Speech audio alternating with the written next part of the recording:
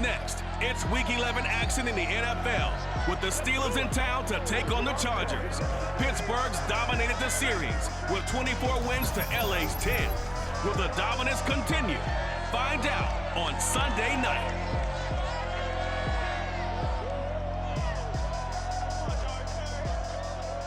Night beginning to fall over Southern California, but the lights are shining bright here at the spectacular SoFi Stadium in metropolitan Los Angeles. Tonight, we've got a great Sunday night matchup between the Pittsburgh Steelers and the Los Angeles Chargers.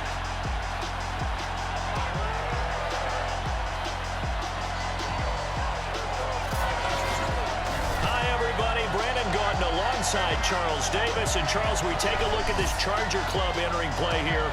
They come in playing pretty good football. Winners of 4 of their last 6 games.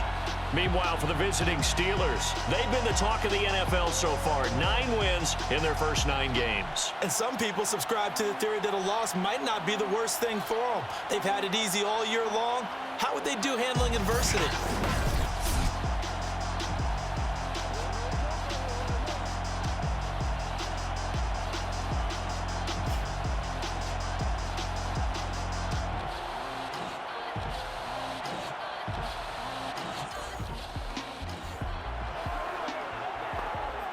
Nothing on the scoreboard, 0-0 as the offense gets ready to take over the football.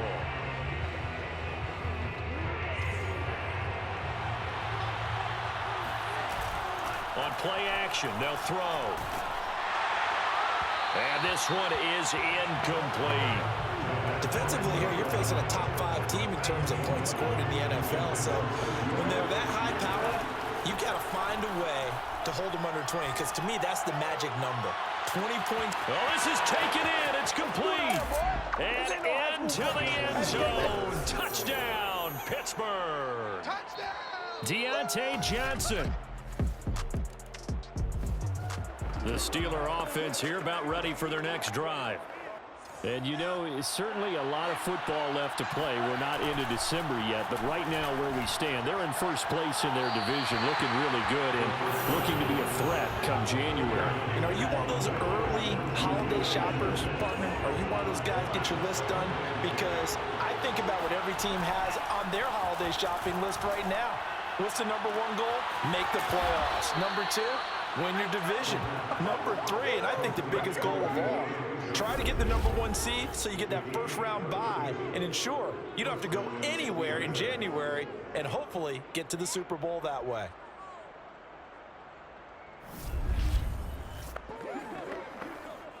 Much more room to operate under after the big play. Here's 1st and 10. Here's a throw right side taken in by his tight end. And he'll have it past midfield almost to the 40 before being taken down. Oh, a lot of credit to the play caller here. He saw the design in his mind and implemented it. A little zone stretcher here because they started the tight end on the left side of the formation and sent him on a crossing route. And this works really. And at the 7-yard line, the catch is made. And down he goes, taking it inside the 10, just shy of the 5 at the 6. A big play that time through the air. 35 yards. When they've needed a play this year, he's certainly been the guy to deliver it. As this season has gone on, he's been awfully consistent and sometimes spectacular.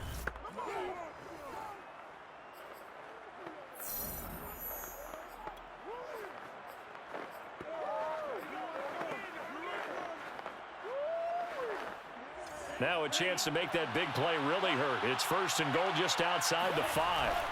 Here's a play fake as they set up to throw. That goes out wide to Murray. And in for the Steelers touchdown. Latavius Murray. His 3rd touchdown now on the year. And the Steelers have taken a 13-0 first quarter lead. Well, I think, and correct me if I'm wrong, but his top 2 options were not available on that throw, so he went the safe route. Worked out pretty well. The Steeler offense here about ready for their next drive. And right now they're saying, hey, let's keep this going. 2 drives, 2 touchdowns. Yeah, can't ask for a better start than that, can you? I mean, this is the way you practice it. This is the way you rehearse it. But right now, the play calling, they're locked in really well. And got his man complete. Touchdown. Juju Smith-Schuster, 75 yards. And the Steelers are able to strike quickly to add on to their lead.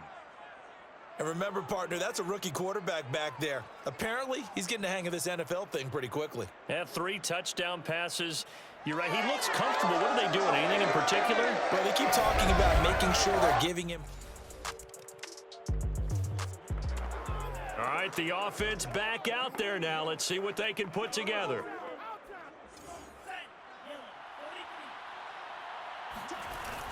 Back to throw now on first down. He's got his tight end Freiermuth right side. This will be stopped about 2 yards shy of the marker. 8-yard gain, 2nd and 2. Second and 2. Steps away to his left.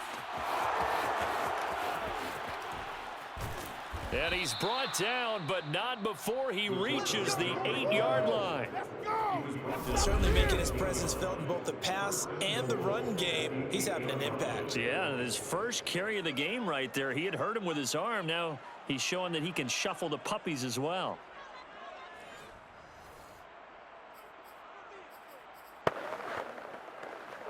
This offense continues to be a hot knife through butter. 3 drives, 3 scores, and knocking on the door again on drive number 4. And a dangerous throw there as that's knocked down and incomplete. And that's a nice job there because you've got to play the ball, not the man when in coverage. That'll keep you away from a lot of needless penalties, and he's able to knock that one away. And he's going to take it in for a Steeler touchdown. Let's go. An 8-yard touchdown run. And the Steelers are able to widen their lead here in this first half. They've already been on record as saying, hey, if our rookie quarterback's going to tuck it and run on a scramble, we kind of hold our breath. The Steeler offense here about ready for their next drive. They are clicking on all cylinders. They seem to be just scoring at will right now, and that's why they've opened up this big lead. And now we always talk about getting into the zone, and all athletes are seeking that, aren't they? Where everything is working for them, every move they make. This is caught at the 20. That's how we do it. And into the end zone. Touchdown, Pittsburgh. Deontay Johnson with his 2nd touchdown here in this first. So now this offense will take over, and they will have the football at their own 20-yard line. They'll look to throw now on first down. Open man, that's the tight end Freiermuth. And he's got it past the 30 before he's hit and dropped. Good strong throw and catch right there. And so far in this game, the alleys have been open for them to get completions, and they're taking advantage of it. So they'll come up 1st and 10 now from the 33. Now back to throw. That's caught by the 6'8" tight end, Zach Gentry. And he sheds a tackle. Now he's got some space. And he finally is out of bounds, but he's down inside the 20-yard line. A big play that time for Pittsburgh. The tackling in this game has not been good so far. We've seen our share of missed tackles. Case in point, that one right there. And that miss led to another big play. I don't know if it's effort, I don't know if it's technique, but they'll have to work on that in practice. So the big play means just like that, they'll operate from the red zone now on first down. Got his man, it's caught for a Steelers touchdown. Zach Gentry, his first touchdown on the year. And this Steelers offense is running away with this one. There was a lot of zip on that pass, and baseball might have called that a frozen rope. I like it when you bring the diamond into the game. I'm going back to the gridiron. Had some heat on that bad boy. Sometimes you throw a touchdown pass, and sometimes you throw, what, a touchdown? The Steeler offense here about ready for their next drive.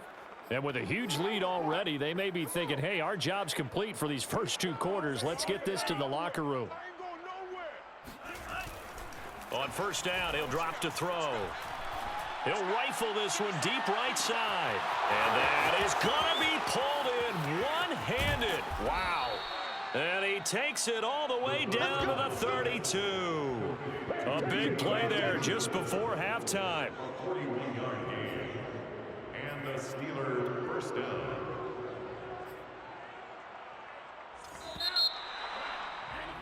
So we've reached halftime here with the visiting Steelers out in front. As we send you to our EA studios in Orlando, here's Jonathan Coachman with our EA Sports Halftime Report.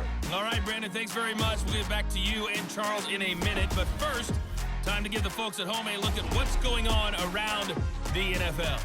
We'll get started over at Mercedes-Benz Stadium in downtown Atlanta, where it was the visiting Patriots come in and get the victory on the road. Cam Newton, terrific in the win, as his guys up their mark to 7-4 with the victory. Next, we head north to Philly to check on the Eagles at home at Lincoln Financial Field. And they were winners in that ball game over the visiting New Orleans Saints. Colin Kaepernick, 4 touchdown passes in the victory. And finally, on Monday Night Football, a good one in the NFC. The Giants and Bucks from Raymond James Stadium in Tampa.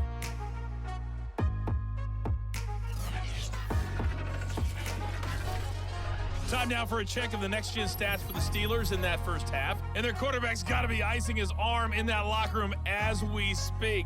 He is on pace to shatter some long-standing records if this pace keeps up. Meanwhile, for the Chargers, we check on their numbers on the ground in the first half, as they know they'll need to be better to overcome this halftime deficit. Final adjustments being made for the second half. Whether they'll amount to much in a game that's already pretty well decided, well, that's another question. Nevertheless, let's get you back out to Brandon and Charles. Okay, Coach, thanks. Yeah, that's something to consider. Are we in for more one-way traffic here in the second half? It has not been a competitive game to this point. And the half will begin with a touchback. Now out comes their leader and the captain of this offense back onto the field. And they must have seen something leading up to this one that said, hey, we're going to be able to go deep, because they've gone deep with a lot of success. And pick your phrase, pick your code words, your buzzwords, whatever. Vertical stretch, deep passes, go routes, right? What's that route you love? What's that route you love? 4 verts. 4 verts. All of it working because they're able to find ways to get deep. And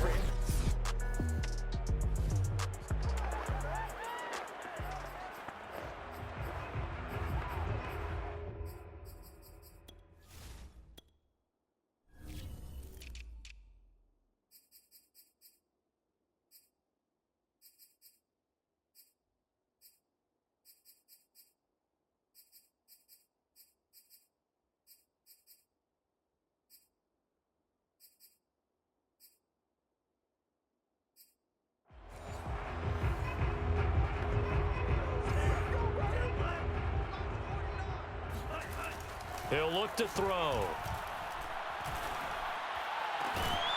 He finds his man, complete. It's Murray. And he'll be taken down, but not before they work it across midfield.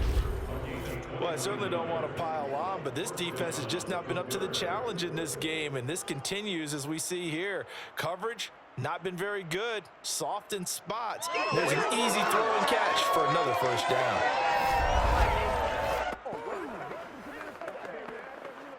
So 1st and 10, and if they score on this drive, might have to start digging in our second half blowout material. Being chased out left. And he's corralled, but not before getting it inside the 35.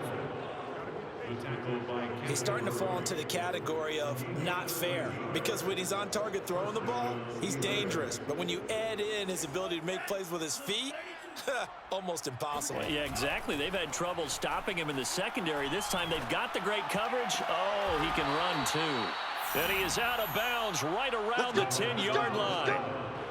Boy, how about the speed with which this offense can get down the field? It's taken them no time at all to get down here. And now they're set up with a 1st and goal. He'll look to throw. That is caught. It's Juju for the Steeler touchdown. Juju Smith-Schuster. 2 catches, 2 touchdowns here so far. And the Steelers take the opening kickoff of the third quarter and drive right down the field to extend their lead. I know Paul Revere talked about by land or by... The Steeler offense here about ready for their next drive. And last time out, another touchdown, and I think there may be some empty seats around here by the time the fourth quarter comes around. Yeah, I have to agree with you because this one's just about decided. But you know who benefits from all those empty seats? That's caught inside the 20. And into the end zone. Touchdown, Pittsburgh. Deontay Johnson, 75 yards. And the Steelers offense, they continue to pour it on. In today's NFL, we talk about quarterbacks and their speed and accuracy, but there's still something about a guy slinging one downfield. And as that ball was hanging in the air with the receiver streaking downfield to meet it, here in the stadium, you can...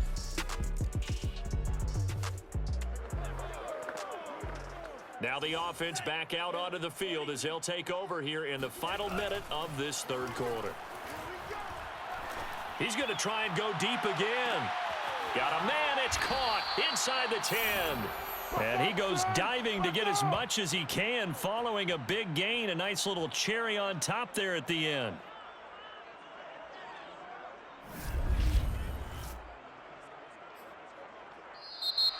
That's the end of the third quarter. Back now at SoFi Stadium in Inglewood.